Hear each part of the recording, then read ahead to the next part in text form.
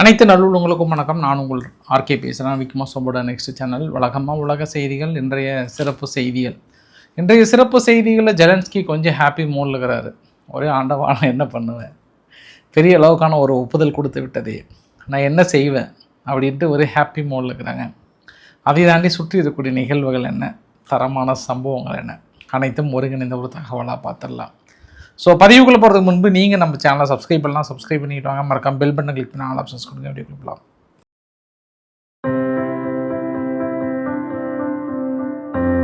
டெலகிராமுடைய owner Pavul அவர்கள் இப்போ யூஏயில் இருக்கிறாரு. ரஷ்யா என்ன பண்ணுறாங்க, ஒரு கைது வாரண்ட்டை பிறப்பிக்கிறாங்க. என்ன காரணம் அப்படின்னா, உக்ரைன் மற்றும் பயங்கரவாத அமைப்புகள் பயன்படுத்தப்படும் சேனல்களை டெலகிராம்லேருந்து நீக்காமல் இருக்காங்க.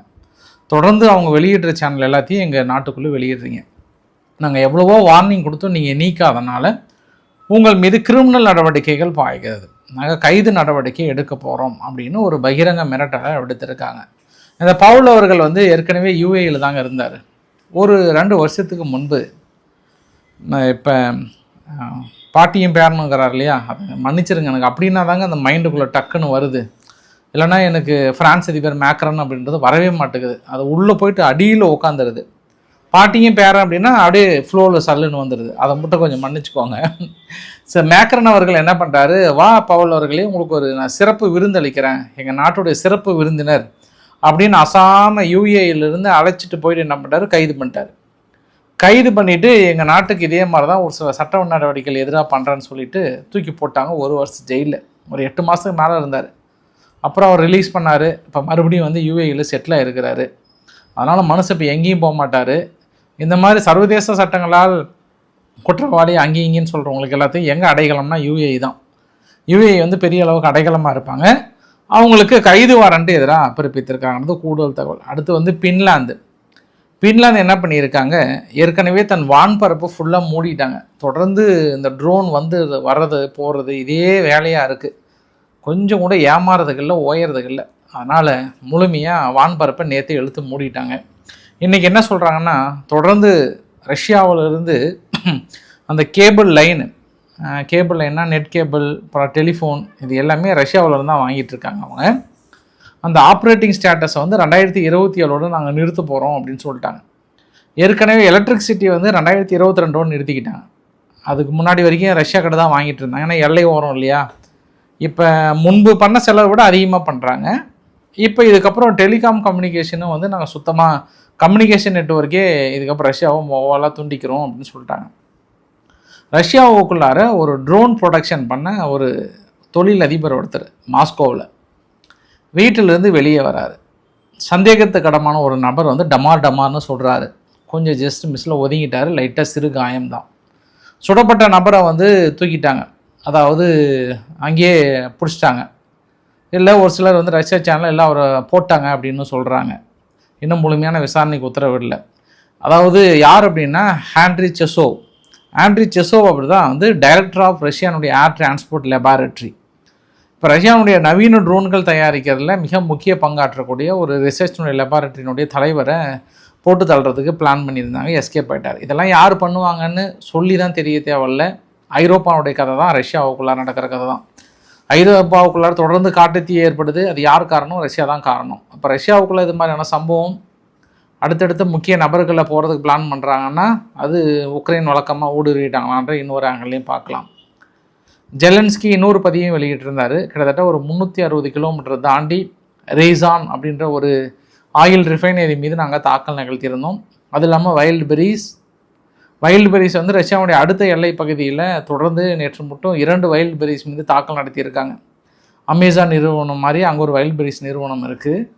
அவங்க வைல்டு பெரி நிறுவனம் ஓனர் சொல்லிட்டு, ஐயானா பேங்க்ரப்ட் ஆக வேண்டிய சூழ்நிலை வந்துருச்சு, இதுக்கு மேலே இந்த நஷ்டத்தை என்னால் தாங்க முடியாது, என் கதை முடிஞ்சது போல் அப்படின்ற மாதிரி ரொம்ப வருத்தமாக தனது பதிவை சொல்லியிருந்தார். சரி, இந்த தாக்குதல்லாம் தாண்டி இன்றைக்கி ஜெலன்ஸ்கி என்ன பண்ணுறாரு, அமெரிக்காவுக்கு போனார்.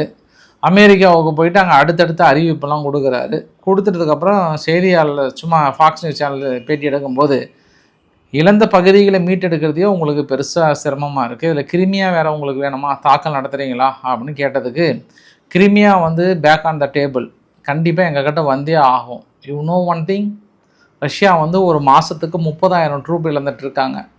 எங்கள் நாட்டில் இப்போ 500 கம்பெனி, யார் ஆயுத ப்ரொடக்ஷன் மட்டும் டிஃபென்ஸ் இண்டஸ்ட்ரி மட்டும் 500 கம்பெனி செஞ்சிட்ருக்காங்க.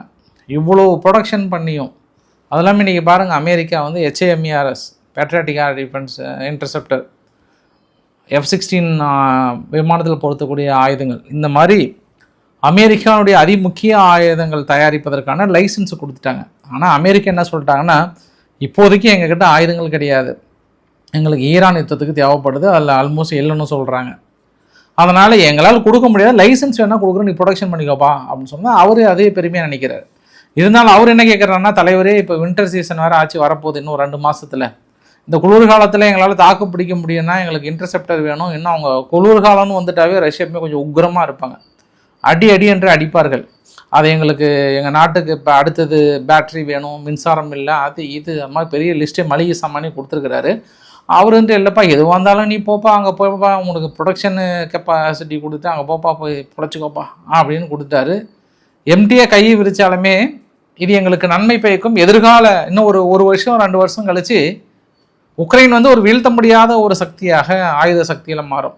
ஐரோப்பாவே எங்களை விட கீழே தான் இருக்குன்ற மாதிரி சொல்ல, அதுக்கப்புறம் இப்படி இருந்தும் நாங்கள் வந்து கிரேமியாக விட்டுடுவோமா அப்படின்னு மனுஷன் பேசிட்டு அப்படியே அங்கேருந்து ஃப்ரான்ஸ் அதிபர் மேக்கன் அவர்கள்கிட்ட ஃபோனை பண்ணி, தலைவரே இது மாதிரி நல்ல செய்தி ஒன்று கிடச்சிருச்சு, கிடைக்கிற ஒரு சின்ன கேப்பை கூட நம்ம விடக்கூடாது, நம்ம தொழில் வளர்ச்சியும் சரி, நம்ம ஆயுத புரட்சியும் சரி அடுத்த லெவலில் கொண்டு போகிறோம், இந்த மாதிரி யாருக்குமே கொடுக்காத ஒரு ஒப்புதல் நம்மளுக்கு கொடுத்துட்டாங்க தலைவரே, கொண்டாடுங்களே அப்படின்னு அவர்கிட்ட சொல்ல, அவர் போடலே வெடியே அப்படின்னு சொல்ல, இந்த நேரத்தில் தலைவரே உங்கள் நாடு வேறு காட்டுத்தீ வேலை பயங்கரமாக எரிஞ்சிட்ருக்கு, எப்பாடுபட்டாவது நான் அந்த காட்டுத்தீயை அணைக்கிறதுக்கு எங்கள் டீம் ஒன்று அனுப்பி விட்றேன், அப்படினாலே எங்கள் டீம் மேலே ஹெலிகாப்டரில் போய்ட்டு மேலேருந்து 2-4 உச்சா அடித்தா கூட கிட்டத்தட்ட காட்டுத்தீ அணைகிற அளவுக்கு ஆள்லாம் இருக்காங்க, ஏதோ ஒன்று பண்ணிக்கலாம் போங்க தலைவரே, சந்தோஷமாக இருங்க, எப்படி ஒன்று அனுப்பி காட்டுத்தீயை அணைச்சிடறேன் போங்கன்னு சொல்லி அவருக்கு ஆறுதல் சொல்லி, ஏன்னா இப்போ அவர் ரொம்ப மனவேதனையில் இருக்கிறாரு.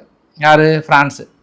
நாங்கள் ரொம்ப இழப்புகளை சந்திச்சிட்டோம், என்ன பண்ணுறதுன்னு தெரியலன்னும் போது தான் இப்படி ஒரு ஐடியா கொடுத்துருக்கிறாரு ஜெலன்ஸ்கி. அதனால் இப்போ உக்ரைனுடைய நபர்கள் ரஷ்யாவை ரஷ்யானே வந்து பாருங்கள், ஃப்ரான்ஸை காப்பாற்றுவதற்காக வருகிறார்கள்ன்றது கூடுதல் தகவல். அந்த ஒடிசி அப்படின்ற துறைமுகம் பக்கத்தில் நம்ம இந்தியனுடைய மாலுமிகள் ஒரு கப்பலில் கிட்டத்தட்ட தானியங்களை ஏற்றுவதற்காக போயிருக்காங்க. MEAMIR-1 அப்படின்னு சொல்கிறாங்க.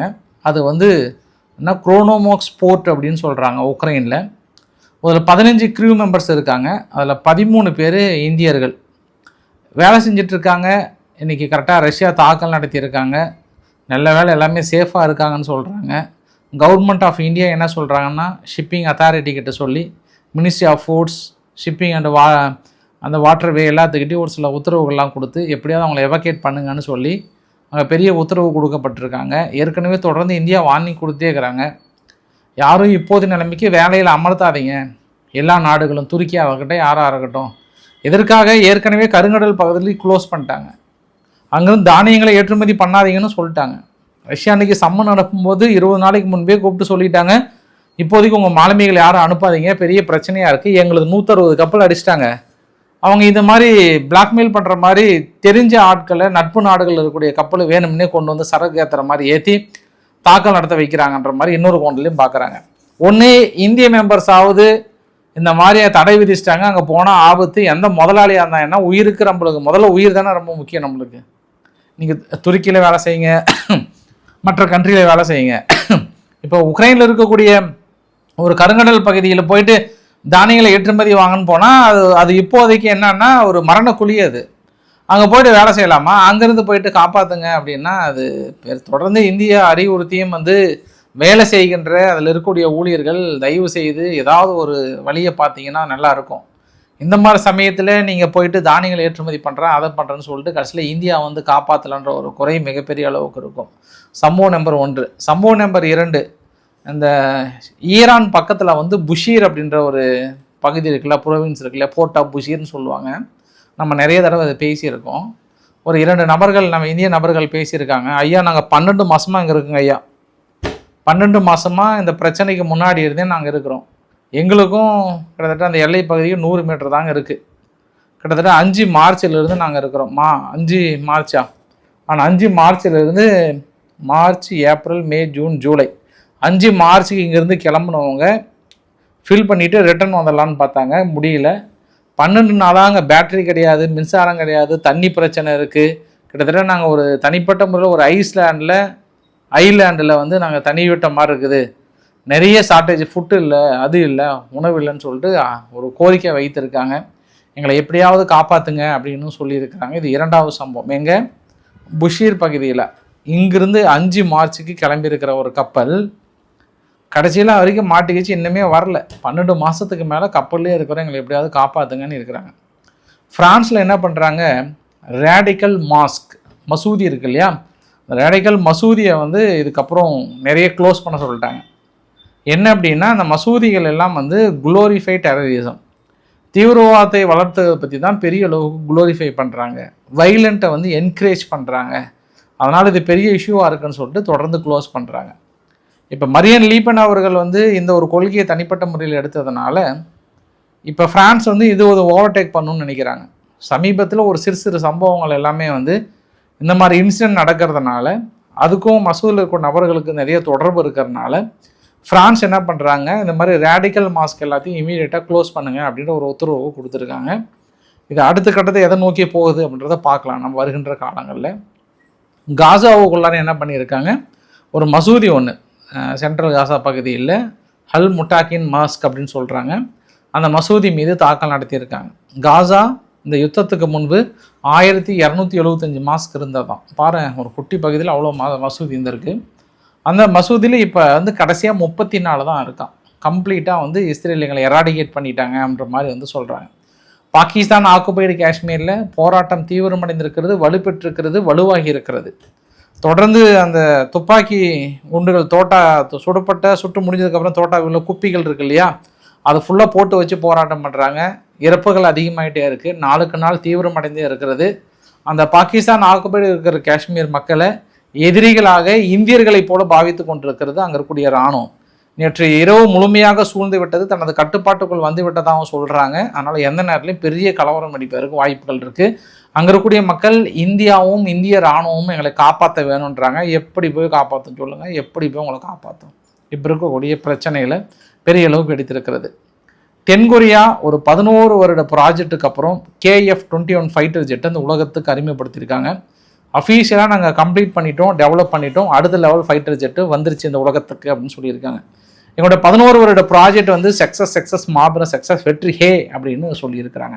ஸோ இன்றைக்கு ஓரளவுக்கான தகவலை கவர் பண்ண நினைக்கிறேன். பிடிச்சிருந்தா லைக் பண்ணுங்கள், ஃப்ரெண்ட்ஸ்க்கு ஷேர் பண்ணுங்கள், சப்ஸ்கிரைப் பண்ணுங்கள். ரவிக்குமார் சேனல். நன்றி, வணக்கம்.